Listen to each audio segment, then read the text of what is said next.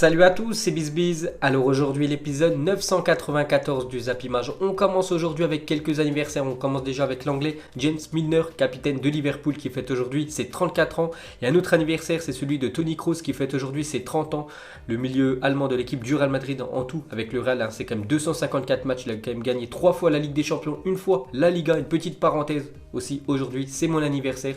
Je suis né le même jour que Toni Kroos, j'ai 30 ans aujourd'hui. Donc voilà, c'était une petite parenthèse. Or, Zap Image. Ensuite, on continue avec une autre info, une mauvaise nouvelle. Donc l'en avant de Guingamp annonce que Nathaël Julan, 23 ans, est décédé dans un accident de voiture hier après-midi. Sincères condoléances à la famille et aux proches pour ce jeune joueur de l'équipe de Guingamp décédé sur la route hier. Grosse pensée à sa famille.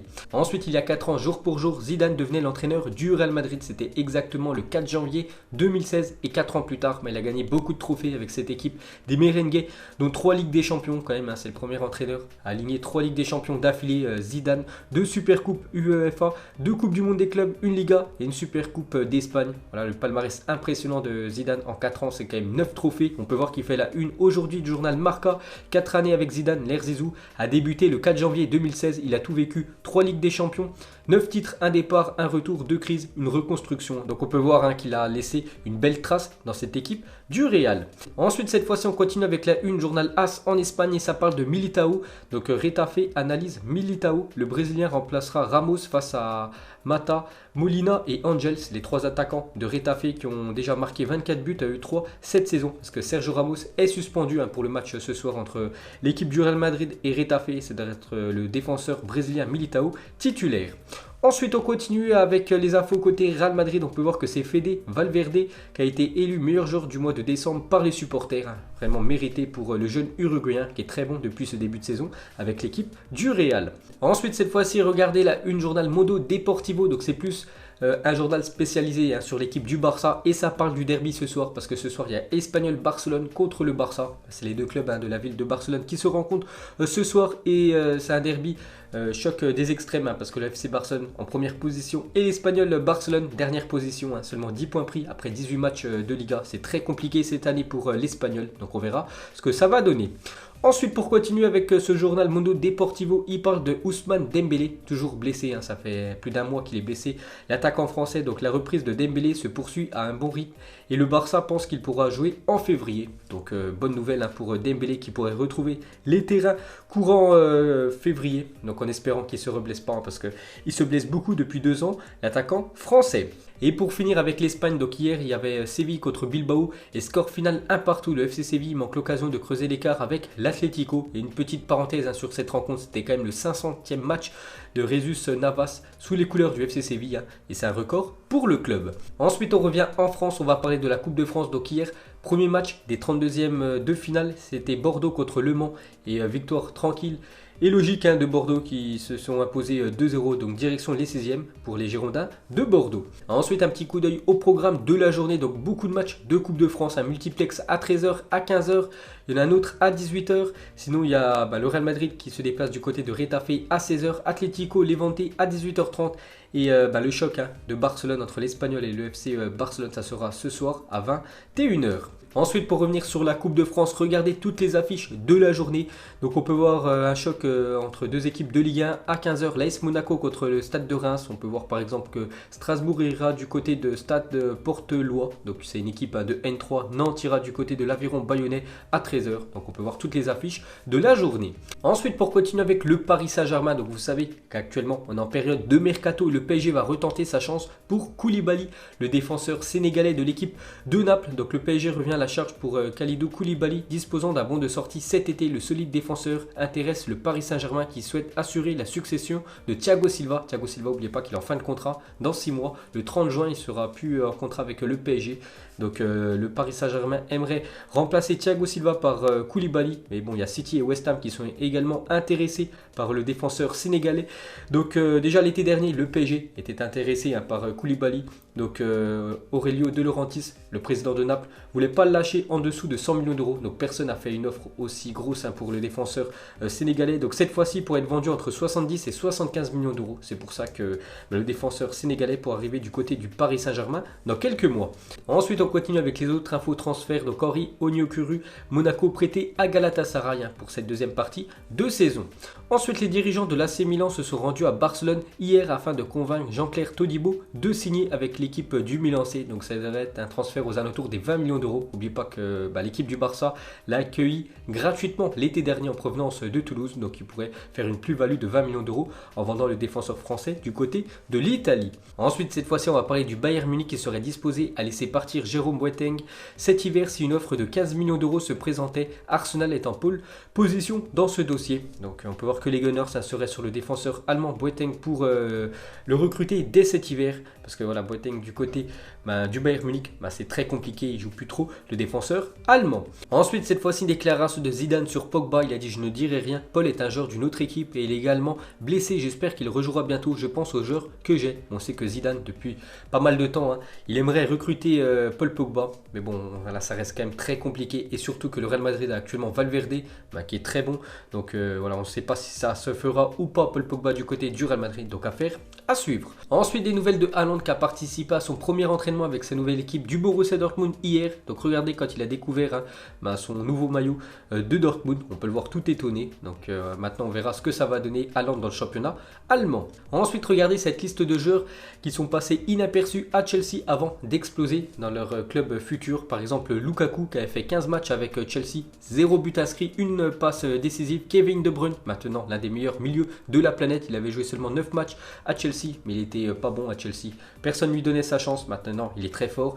Thorgan Hazard, Mohamed Salah maintenant du côté de Liverpool, très fort. Mais quand il évoluait du côté de Chelsea, c'était 19 matchs, seulement 2 buts et 3 passes D. Donc il n'avait pas fait long feu. Après, il avait été transféré du côté de l'AS Roma avant d'exploser. Et Cuadrado a la même chose, 15 matchs, 0 but, une passe D. Maintenant, très bon joueur de l'équipe de la Juventus. Donc tous ces joueurs ont évolué du côté des Blues, mais ça n'a pas marché et maintenant ils sont très forts dans leur club. Ensuite, une déclaration de Zlatan Ibrahimovic. Il a dit: après mon dernier match avec les Los Angeles Galaxy, Paolo Maldini m'a appelé.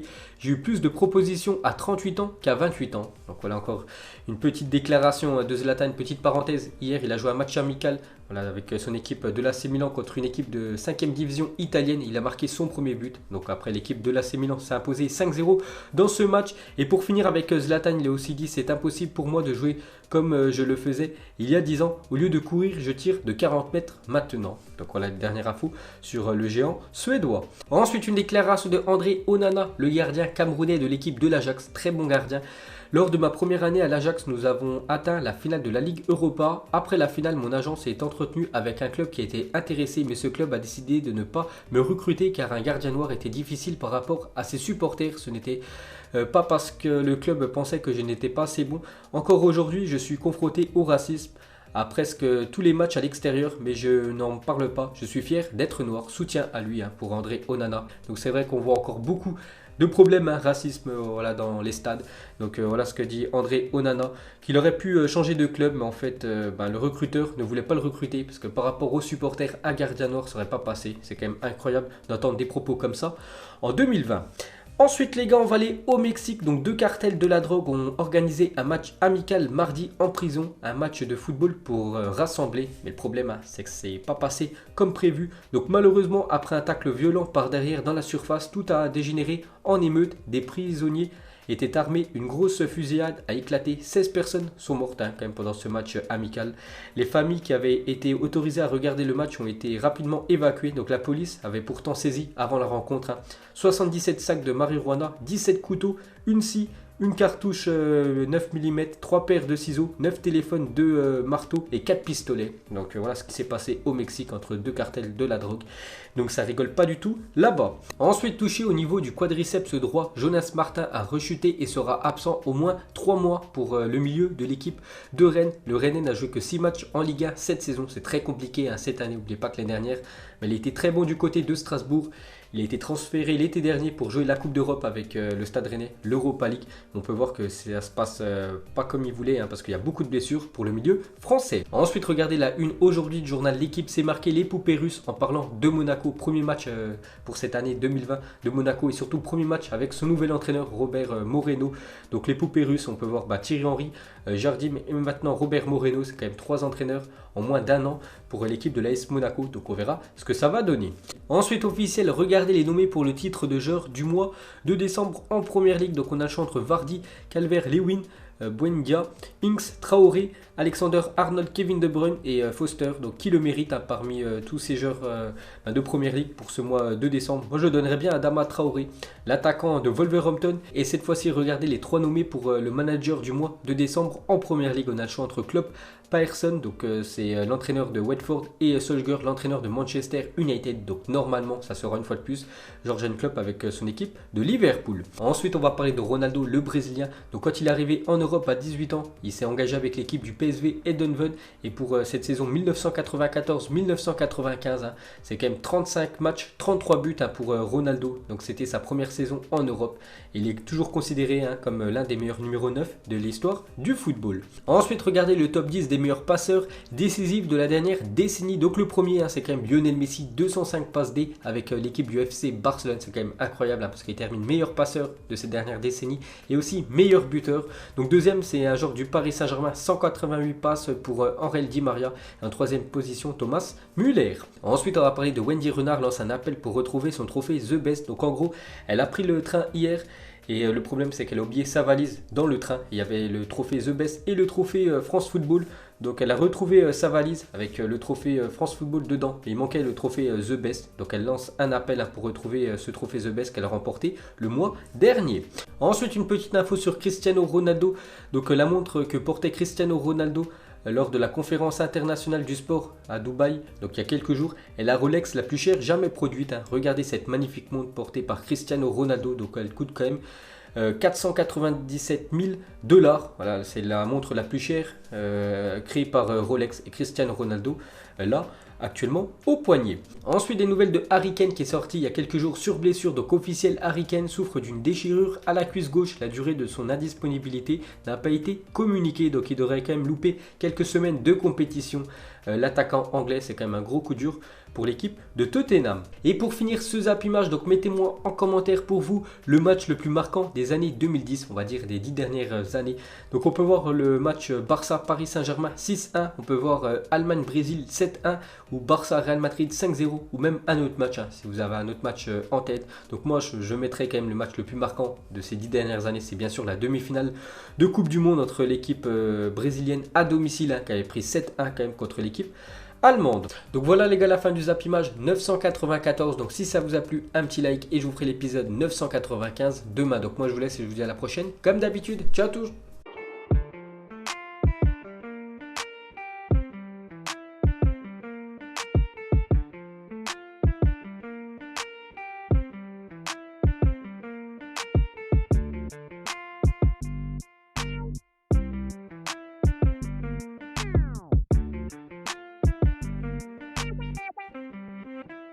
Narco Miller.